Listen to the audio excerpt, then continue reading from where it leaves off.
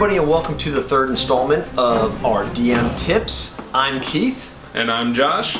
And we're here to talk about role-playing under the table. On top of the table, Josh. On top of the table. So, it is called tabletop for a reason. Right? You got that? Okay, very good. Now, so, role-playing at the table is a very important part of D&D, obviously. It is a role-playing game. It's important for the players and the DM as well. See, I personally absolutely love role-playing, even if their characters have the lowest stats possible. Role-playing gives you advantage. Role-playing gives you possible, what's it called? That inspiration. Yes. It can get you inspiration. Yeah.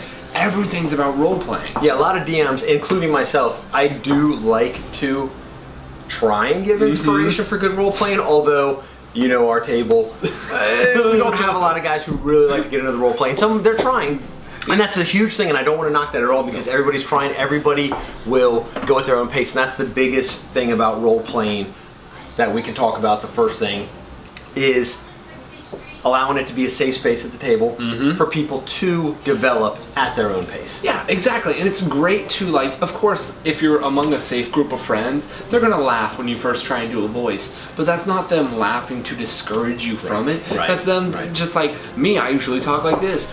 But if I go more into a deeper Russian voice, it is very different from what people are used to. And they're like, haha, you sound Russian. And I'm like, yes, exactly. Yes, I do. That's his Minotaur. But you know what? The first night when he did that, it was, you know, everyone joked about it, laughed, and everyone loves it now. Yeah, it's Zaroon. It's who you are. You know. And some of the other guys, I knew if once I brought you in, I was excited about that because I really felt like it would. Some of the other guys would feed off that. So some of them are trying to bring their voices in now. They're feeling more comfortable, and that's the other big thing is let people go at their pace, but then play off of each other. Truly, I mean, I'm not going to name names, but one of the guys that sits next to me, he was like, I'm not sure if I should do a voice. Like, should I do a voice? Like, and I'm like, dude, this is not your job. This is not like the $1 million question. This is you just trying to have a good time. If you feel like your character would have a deeper, scruff voice, then go for it. Like, do what you feel is best. Get into the character. If you're already deciding what the character would do, then why not do a voice that you feel like he would have? Exactly. And again, voices aren't necessary, but they do add to the flavor of the character. I mean, it really does. When you do the accents, when you talk like somebody else, then we also, as a DM, we know that that's your character speaking, and that it's not you asking the question to someone. So it does differentiate that and give you the ability to identify who's asking the question. I definitely. Or who's speaking. Yeah. I totally get that. In one of my one-shots, I try and tell my characters, I literally gave them little pads of paper to hold up when they were speaking as their characters, so then I knew. Well, one of them kind of like flipped it up and said something, but I guess they were just messing around. But they're like, I throw the desk out the window. And I was like, okay. You throw the desk out the window? They're like, no, I didn't. And I was like, you had your card up. You weren't using a voice for it, and so like it makes it easier on DMs as well. And like, yes, it adds to the fun, but it also helps with the roleplay, helps with the like technical side of it on our side. Yeah. And again, voices are not required to roleplay, and that's going to bring us to the next point about roleplaying and what I feel like. You love the voices; that's your thing. Yep. You're an actor. You're doing voice acting, you're getting into it. And I do the voices, although I'm not great at it, but I still do it. I try and bring a different voice to a lot of the NPCs to try and make it more interesting and make you feel like you're talking to someone different. But I feel the most important aspect of role-playing is just being your character, the attitude. Even if you don't do a voice and you talk and use your normal voice, you're not comfortable with voices. If you are doing it with a certain attitude and you're speaking to other players directly, as opposed to, you know, one thing I don't like is when people say, I want to go talk to Zaroon and ask him for, you know, the gem that we just recovered. No, I say go ahead and ask him. So even if they just do the normal voice and say, Zaroon, can you give me the gem that we found back in the cavern? You know, it's better than going through the DM or doing whatever the case may be. I mean, the DM's not the prism for the light of the party. He's not going to like focus it all. Yes, that's kind of a bit of what a DM does, is focusing the party, but not in that regard. I love, oh my gosh, this is why I wanted to be part of this video, is because I love it when I can sit back and watch my characters roleplay. Because for one, it's easier on the DM, but at the same time, it's like, it's really, and I mean, I'm not a father, but it's really like watching your kids as they run around and just like do their thing. They become their characters. They talk to one another. They steal from an NPC. They murder an NPC. They burn the town to the ground for role play. Right. And you hit the nail on the head. I do enjoy that as a DM, watching you guys when you actually get in a conversation, when you're trying to figure out what to do or figure out what's going on in a certain situation, and you guys are actually talking to each other as your characters. That brings me into it too. You know, it draws me into the conversation, and it's just more interesting overall. One time I sat back as I made a puzzle that it took me an hour to make and then an hour to understand what the hell I made. And I was like, oh, cool. And so I thought there's one way to solve this. And I sat back and watched as one of my parties that I led out in Utah. They sat there and they started tasting the different chemicals. It was for mutagens from the Blood Hunter class. Right. And they started tasting the different mutagens to figure out what they did. And so they solved it that way. And I was like, I never even thought about doing it that way. So when you get into the roleplay version of it, oh gosh, it's just beautiful. It's pretty. Absolutely. Real pretty. So the next important piece of role-playing that I can actually speak to as a DM is setting the atmosphere, setting the scene for your players. When you have music, when you describe the setting and really set it up for them, that helps them draw them into this world. I'm sure you would agree to that, because you've DM'd plenty of times. Oh, completely. See, I am a miniature addict, as you know, and as anyone who has seen my page knows, I'm all about the setting. And my Page drop. Marshmallow 27469. But I love just setting the scene with music. Like for a Halloween one shot that I threw a while back, I had the entire table covered in these little flickering candles. I had a skull on the table. I had the entire battle map laid out. I had my DM screen decorated with skulls and different things, and just setting the scene so that one, it helps, especially when you go to break. Yep. Then coming back, you turn back on the music. You either change your voice if you're comfortable, or doing whatever kind of gets you into the mojo, even if it's just like, just the breathe, just the, okay. And so that way, you know, your group at least knows, okay, we're changing from haha, fun time, relax, to into the game, into the vision, become your characters again, let's do this. Absolutely. And when you do that as a DM, like you're saying, you set that scene. And again, not everybody does have the stuff, so you don't have to use all the props and things. If you have them, that's great. We both do. I love setting up the props and having especially when they're in a dungeon, and I have a lot of the Dwarven Forge stuff and all that kind of stuff. But you don't have to have that. Just if you can just play music, everybody has their cell phone. Everybody has an iPad, a laptop, whatever. Set the tone with music. Music, I think, is the biggest thing that can really set the mood. You have battle music for battles. You have tavern music, loud, boisterous voices. You have rain when they're traveling. Simple things like that. Waves. At the beginning of my homebrew, they came in on a boat. So I play music of waves crashing in when they first entered the shore. Things like that. So any type of music or sound effects can really help set that scene, and that will draw people in and make them role play a little bit more. It brings them there. They feel like they're really actually part of this world. Well said. Well said. Well said. Beautiful. I thought you were actually going to say something there, but I guess not.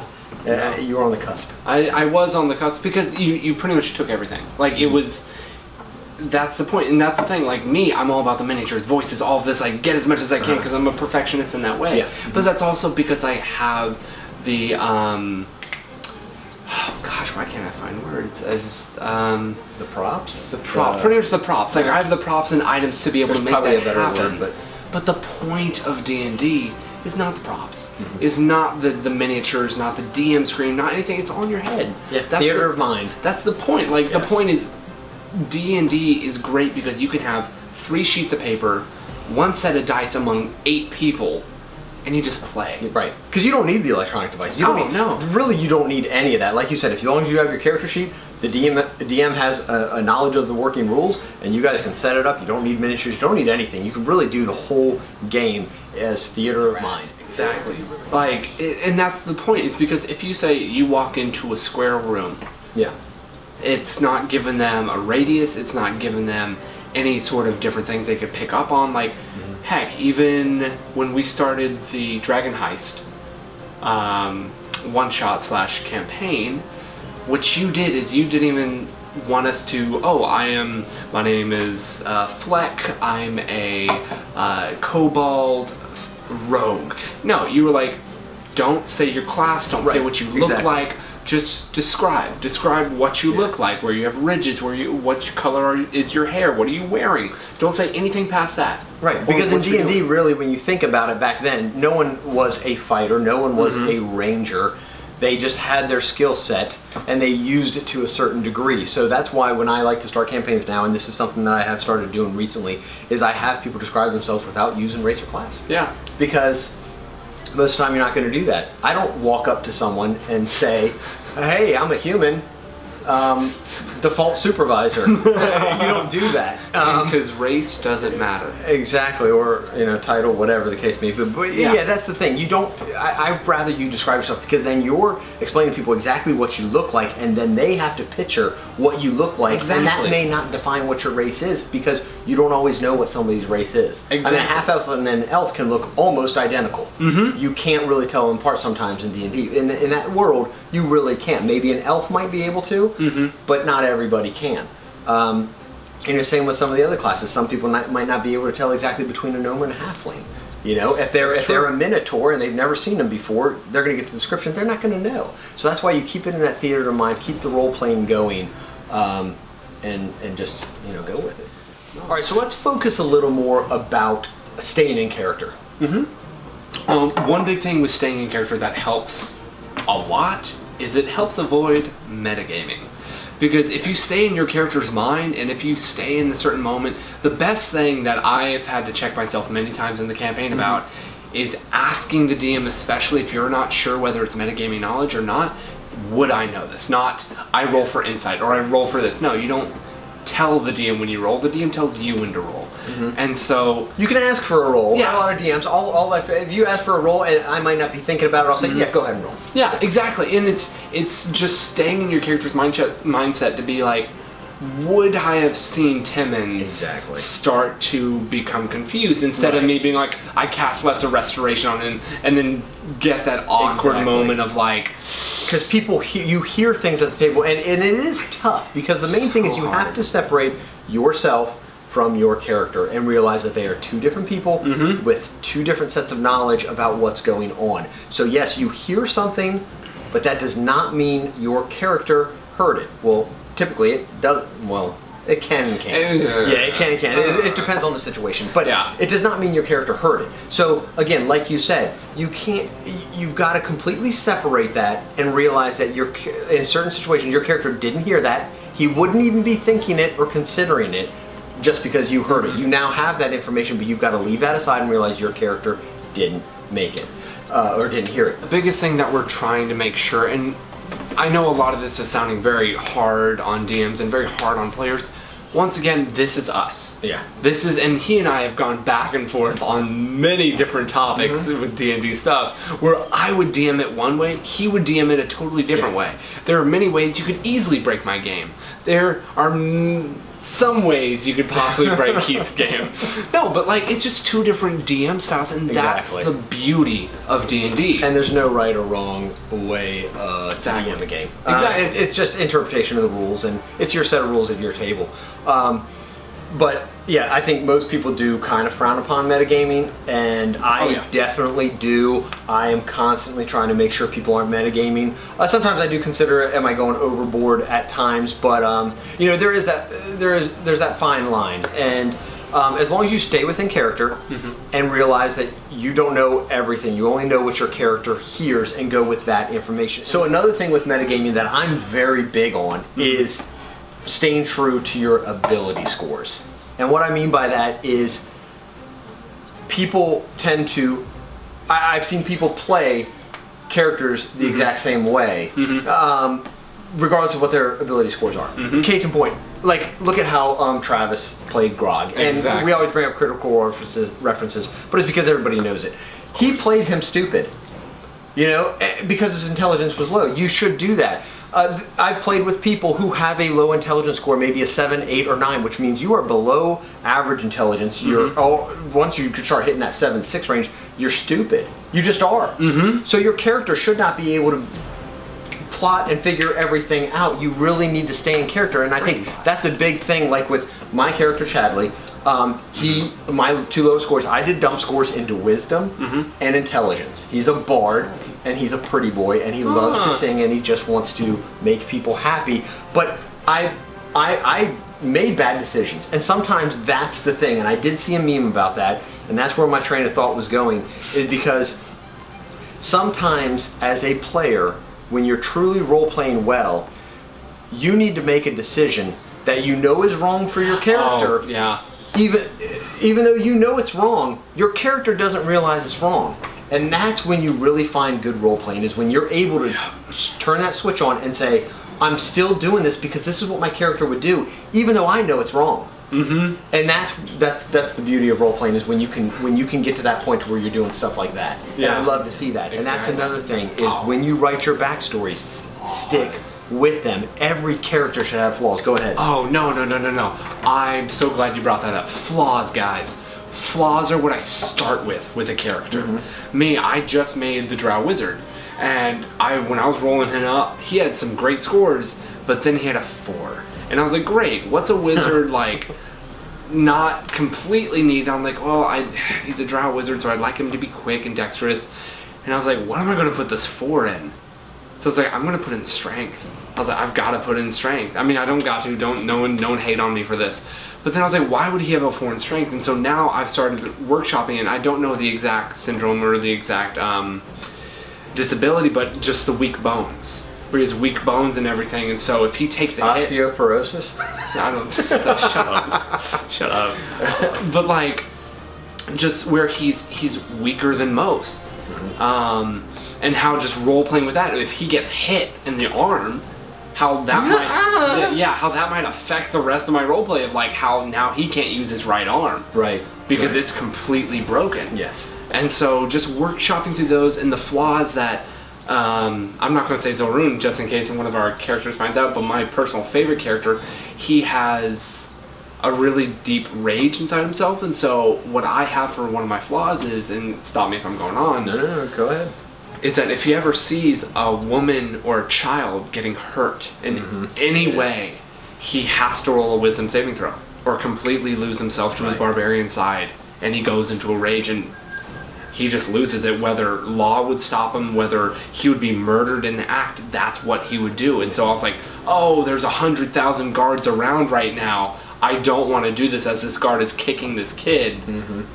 But this is what he would do. And I'm like, exactly. See you later. Good to see you. And I love how you threw that in there. And that is a big thing that I'm huge on, is making sure your character has flaws. Nobody's perfect. You know, although some people may want their characters to be perfect. Yes. One exception. Make sure your character has flaws. I mean, you don't have to. You can play them the way you want to, but it does add so much to the character because, again, no one is perfect. So you have your flaws, and they can add to the flavor of your character, add to more exciting campaign, knowing that you do have your faults. You can fail at things, and that's one. I'm going to call my brother out a little bit here. I doubt he'll watch this anyways, but my brother at the table, his character, it doesn't matter what his ability scores are, it doesn't matter what's going on, he does not like to fail at anything. Fighting, tracking, conversations, nothing. He wants his character to always win everything. And that's fine for him if that's the way he wants to play his character. But there is no flaws in his character. There is no flaw whatsoever in his character. At least from what we've seen. Yeah, at least from what we've seen. But I've played 30 sessions with him, and I still haven't yet to see the flaw in his character, which is fine. Again, if you want to play it that way, play it that way. But still, if that's his role playing, that's good. You know, as long as he sticks with it, I guess that's fine. Yeah. But I like to see characters with flaws because I want to see them have those situations where they have to make a difficult decision, and because of their flaws, they may make the wrong decision. Once again, look at Critical Role. Their whole campaign in the first campaign was just different people's backstories and how they played in. And it tied into the story, and that's what made Critical Role what it was. I mean, one, they're all great voice actors, they're all talented, but they all made very intricate backstories that Matt intertwined into the campaign, which, like you said, took up a huge part of the campaign. It got viewers invested in what was going on with these PCs. Exactly. And that was great role playing. But that's what Critical Role is. It is fantastic role playing, and that shows you what D&D can become. Yes, they are talented people. Yes, they all can do voices, and they're talented at that. But it shows you that it can be done at any table if you just invest the time into your PC and at least attempt to role play. Even if the voice isn't good, just try it. Try. You know, give it a try. What's my mother's name? I have no idea. Oh, I remember that. That was a great scene. That, it really was. If any of you get that, it's and that resulted in what? Him leaving. Taryon Darrington or whatever. Yeah, Taryon Darrington. It's just like, that's role playing at its finest when everyone in the group, even the watchers, are sitting there. Absolutely. And once again, sorry, side note.